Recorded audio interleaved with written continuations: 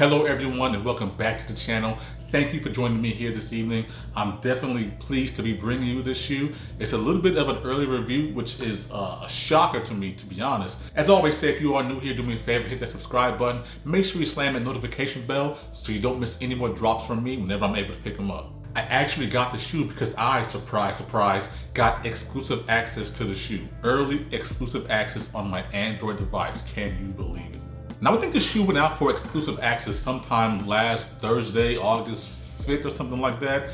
And I did overnight shipping.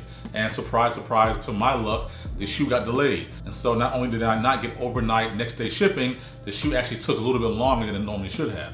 But, you know, I'm still happy to have the shoe before anyone else, and hopefully I give you guys an early look that can influence you one way or another about whether or not you need to spend your money to get this shoe. This is the Everyman's channel, and I'm gonna do my best to make sure I give you guys the proper and honest reviews that I can so you can make informed decisions. Without further ado, let's go ahead and pop the box open. Let's get it cracking. There is that standard Nike Just Do It tape, and my finger may be blocking it, but it should say overnight shipping, which it did not get overnight, unfortunately. These shoes did ship out, however, Friday, August 6th. And nothing's changed. You still know what we do to these boxes around here. Now by now, I know that you guys have probably seen a couple of reviews on these, and you should already know that they do come with a special box. Typically, you do have an Air Jordan 1 box that has black and red colorway, but to celebrate the release of this particular colorway, they did give us a black and pollen color box. Pretty nice touch, Jordan brand. Size tag reads, Air Jordan 1 Retro High OG, pollen, white, black. Obviously, size 11, my personal size, top on the top. And ladies and gentlemen, I am pleased to present to you the Air Jordan 1 Pollen.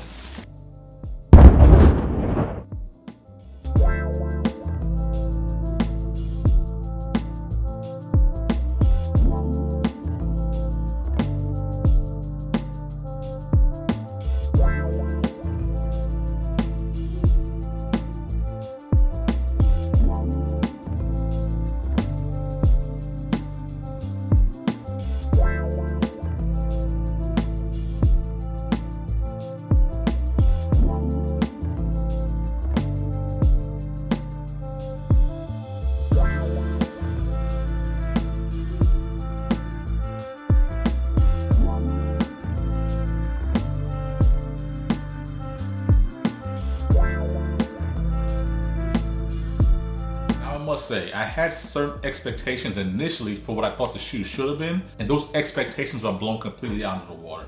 This shoe was really good in hand. It's a lot better than what I thought it was going to be. I can't say I am pleasantly surprised by how good this shoe is, and this one is definitely a keeper. Let's go ahead and dive right into it. As I always say, if you've seen one Air Jordan 1, you've probably seen them all. But we're going to go ahead and talk about the colorway and see what you guys' honest opinion about this shoe is. I always like to remove the interior shoe tree so I can press down on the toe box to see if there's any give in there. Pushing down on it, the leather does feel pretty nice. Again, some people are stickler for materials, some aren't. I do think materials do play a key factor in how the shoe looks. Some shoes like the Air Jordan Shadow 2.0, the material just fell flat to me and made the shoe less desirable in my opinion. This particular shoe does not have that problem. This shoe is very well executed and the leather does feel good and it looks good all around the shoe. The actual pollen colorway is a nice soft material. It feels pretty good, but I do think it's a little on the thinner side. On the toe box as well as the side here, you do have that nice black tumbled leather. And again, tumble is just a term for pressed leather. It doesn't necessarily mean anything's better or worse than one or another, but the look of it is tumbled, pressed leather. On the swoosh and the upper collar, again, is that soft pollen color. The little bit of a less pressed tumbled leather up here around the ankle holder. The interior sock liner, as well as the back of the tongue, is of course a coarse mesh material. The tongue itself is a lot stiffer than some of the Air Jordan 1s that have released this year. I just reached behind me and grabbed a couple of these pairs, and those pair of tongues are a lot softer than what comes on pollen. Keep that in mind if you're a stickler for those kind of things. The tongue tag is a little bit of an inverted one where it has a yellow or pollen colored tag with the black and white Nike Air, which I think is a nice touch and differentiates itself from the actual tongue itself. On the bottom, standard Air Jordan 1 radial traction. And right there at the top, that beautiful pressed ball and wings logo. On the interior, there is a black insole with a yellow Nike Air on the inside. Definitely always worth it. Jordan brand did include a pollen colored lace as well as a black and white spare pair.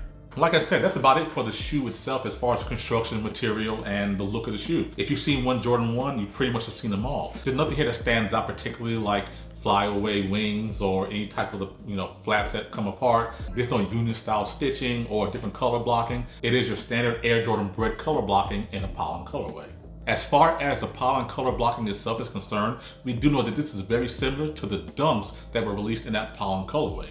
Now, most people have the Wu-Tang Dunks in their mind when it comes to term. Now, what a lot of people don't realize is that the Air Jordan 1 and the Dunk share almost a symbiotic and synonymous history. Both were designed by Peter Moore and introduced to Nike back in 1985. Of course, we do know that this went on to become Michael Jordan's signature shoe and would continue on to infinity, it seems like, while the Dunks went on to become a shoe that a lot of college athletes would wear. And therein, where comes the Pollen color blocking. As part of Nike's Be True to Your School campaign, there were about 8 original college colorways that dropped, and Pollen was one of the colors dropped to represent the University of Iowa and their school mascot, the Buckeyes. So even way back in 1985, you had Syracuse, I believe Georgetown, maybe Kentucky, Michigan, and of course the Iowa Buckeyes, to name just a few. So even well before the Wu-Tang Dunks, which I think came out in 1998, or 1999, it was a follow-up to one of the albums. Even though that pair was really loved by the community and super limited in number, I think only 36 came out, the Iowa Buckeyes colorway predates even that back to 1985. Back to 2021, and the Buckeyes colorway makes its way to the Air Jordan 1, coming full circle with its synonymous little brother, or cousin if you want to look at it that way, the Nike Dunk High. So now you can see how the Nike Dunk High and the Air Jordan 1 will forever be linked and why they have such similar colorways. Now, a lot of times the Nike Dunk High does have some really nice colorways that even the Air Jordan 1 doesn't get. But if this is any indication, I think you can stay tuned for more Dunk High colorways coming to the Air Jordan 1. Since this shoe's not out yet, I'll go ahead and tell you that this shoe does run true to size for me. And for a lot of people, although they say that Jordan 1's not really that comfortable to wear for hours upon hours, I particularly don't have that particular problem. Last time I checked, in my size 11, this shoe was going for somewhere around $330 to $350 on the aftermarket resale. I wish I knew some quantity numbers, but I can say, even if this shoe was mass produced in such high GR quantity numbers, it's still a very popular shoe, and we know how the game is played these days. It's going to be incredibly difficult to copy these on Sneakers app or the foot sites. So best of luck to you, and I hope you all are able to cop this, and I definitely think it's worth it, especially for retail. And if you can swing it, I think it's definitely worth a little bit above retail too. Time will tell. I don't dictate the market, and I don't really care for the aftermarket, to be honest also. But we do have to be honest, and for some people, that's the best opportunity they're gonna go ahead and be able to get at these. Like I said, these are super popular, not only because of the Wu-Tang Dunks, but don't be surprised if everybody in the Pittsburgh area is gonna want to try to copy these guys, just like they did the University Gold Jordan 12s that came out last year. It honestly is one of the better Jordan 1s that have been released this year. Unfortunately, I did not get my hands on the neutral gray high 85s or the University Blues, so I don't have those to compare, which a lot of people who did get those are saying that they were very good. But this one definitely is up there in my estimation, and I'm glad to have these. As I always say, let's go outside and do something either your favorite YouTubers or a lot of resellers won't do, and go put this early pair on feet to go see how they look.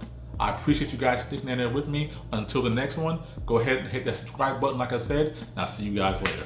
Peace out.